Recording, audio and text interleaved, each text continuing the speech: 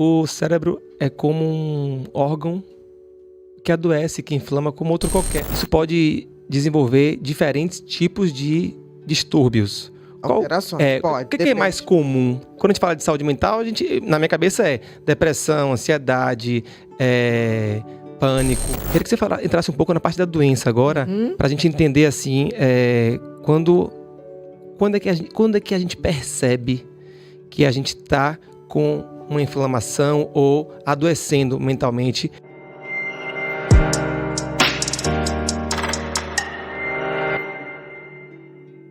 A gente não adoece do dia para a noite, é um processo, né? Por exemplo, a doença mais comum são os transtornos de ansiedade. Ansiedade é bom e é natural, ansiedade me protege, tá? Agora, se ela passa a me limitar, por ansiedade eu deixo de fazer coisas, por ansiedade eu me encolho, por exemplo, a timidez é um tipo de ansiedade.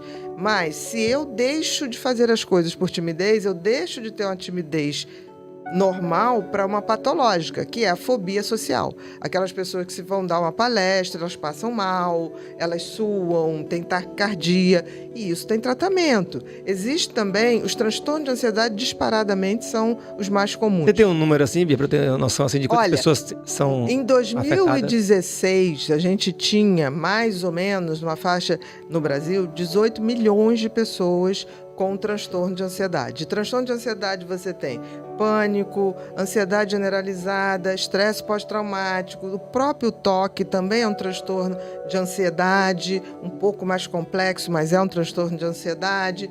Você tem... São manifestações diferentes para um mesmo problema, vamos dizer assim. Para o mesmo setor, esse circuito do medo é como se ele entrasse numa erupção e ele começa a descarregar adrenalina e noradrenalina numa quantidade que você está sempre em estado de alerta, de alarme. Então, por exemplo, é normal eu ter medo se eu estou de noite num lugar escuro? É normal. Agora, se eu, nesse lugar escuro, qualquer sombrinha, eu já paraliso e desmaio ou entro em pânico, isso é um transtorno de ansiedade. Entendi. O volume muito alto, a intensidade. É interessante que a gente tem uma coisa que é importante. Qualquer adoecimento mental do comportamento, ele não é qualitativo, ele é quantitativo. O que significa isso? Significa que quando a gente fala, fulano está com uma doença mental, todos nós podemos ter tracinhos daquilo, mas aquela pessoa está numa quantidade daquilo que passa a ser patológico. Então, quando a gente fala assim, não entendo que uma pessoa tenha taquicardia. Claro que entende. Se você pegar e entrar numa esteira e acelerar, vai ter taquicardia. Aí você fala assim, mas aí é normal. Sim, aí é normal. O anormal é quando a taquicardia vem e eu não estou fazendo nada. Entendeu? Sim. Mas dá pra gente se colocar na posição do outro.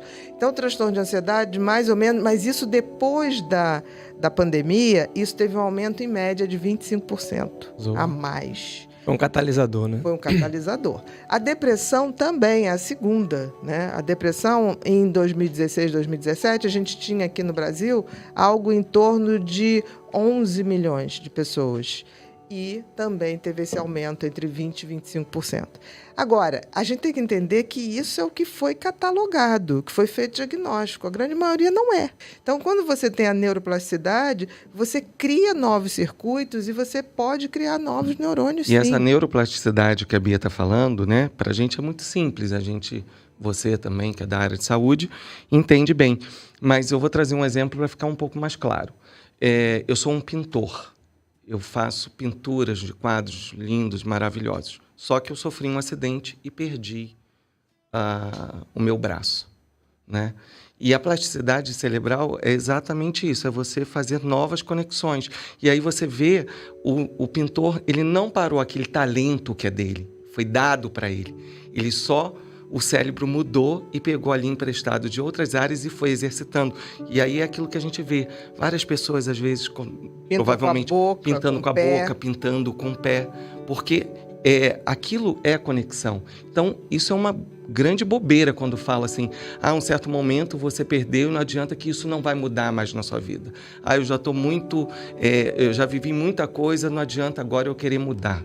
E na vida a gente pode mudar aos 90, aos 60, aos 80. Isso é uma bobeira. Basta a gente querer e Com exercitar. A gente tem o ponto de Deus que fala sobre solidariedade, sobre respeito. A nossa maior gratificação não está nas compras, não está no sexo, não está na bebida, no álcool. A nossa maior gratificação, e isso está comprovado pela ciência, que é um pontozinho que a gente tem, que na neurociência a gente diz que é o ponto de Deus. E ele fica muito mais iluminado quando você está tendo a ação do amor, da gratidão ao próximo, do se doar ao outro. E aí é quando a gente está crescendo. Esse é o verdadeiro prazer. Só que as pessoas se perdem no mundo de hoje. A partir dos 30 anos, a gente começa a perder muitos neurônios. Isso é indubitável, isso acontece. Isso acontece com todas as pessoas. O que faz a diferença disso é uma coisa muito simples, que nós que trabalhamos com a neurociência damos o nome de fitness cerebral. A gente está num mundo onde a gente fala muito dessa coisa, né, de ser fit, em comer melhor, saborear, mas a gente também pode exercitar o nosso cérebro com mudanças diariamente. Como um músculo mesmo, Exatamente. né? Exatamente. O que a Bia acabou de dizer é aquela coisa, a gente vai criando uma rotina. Uma criança, quando nasce, ela tem vários estímulos acontecendo ao mesmo tempo e ela vai se desenvolvendo cada vez mais. E aos 30 anos, é como se assim, a gente já sabe ler, a gente já sabe ir no banheiro, a gente já sabe pedir socorro. Então a gente vai vivendo numa rotina. Essa coisa de você parar e sair de casa de manhã e pegar o carro e ir para o trabalho, você não observa mais o que está acontecendo. Às vezes houve uma grande obra na sua rua e você não percebeu. Você só vai dar conta quando a sua esposa está dirigindo e você olha, nossa, mudou isso daqui. Porque a gente está vivendo em hábitos errados. A mesma coisa é com a nossa fé.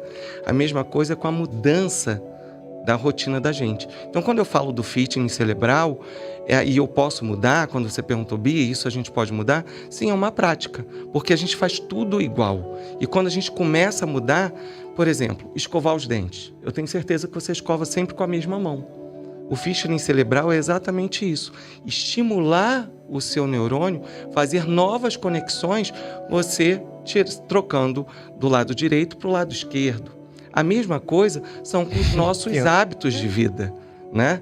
Se mudar caminhos, né? Está aberto ao novo, né? Aprender. Exatamente. Desenvolver a habilidade de querer aprender algo novo, diferente. Quer ver uma coisa interessante?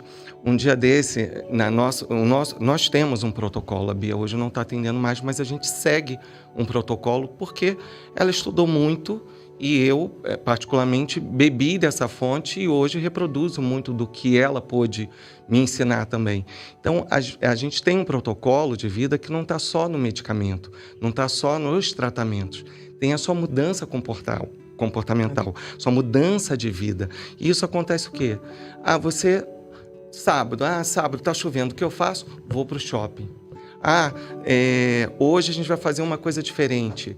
Shopping, é comer. Então, assim, quando a gente fala, vamos fazer uma mudança de vida, o paciente às vezes fala assim, nossa, mas eu vou gastar dinheiro, eu não posso ir num show, eu não posso ir no teatro. Não, mas quem disse que mudar o seu padrão de vida, mudar a sua história está ligado a isso? Vai visitar um jardim, vai correr na praia. Ver como um investimento, né? Exatamente. Desce para a praça do seu condomínio, aquela pracinha de rua que você tem, faz ali um dia, senta ali, começa a fazer novas conexões, perceber como a senhorinha está andando, como a criança está brincando. Isso é fazer novas conexões. Como se fosse essas novas conexões, tipo, passa um percurso diferente de volta para o trabalho. Exatamente. Não vá pelas mesmas ruas, pelo mesmo caminho. Faça um caminho mais longo, dê a volta no dique do Tororó. No dique do Tororó. Saia do automático. Porque assim, enquanto você está no automático, o teu cérebro está rodando os circuitozinhos dele e não está nem aí para você. Quando você sai do automático, você tem que sair e falar, peraí, eu vou mudar o caminho.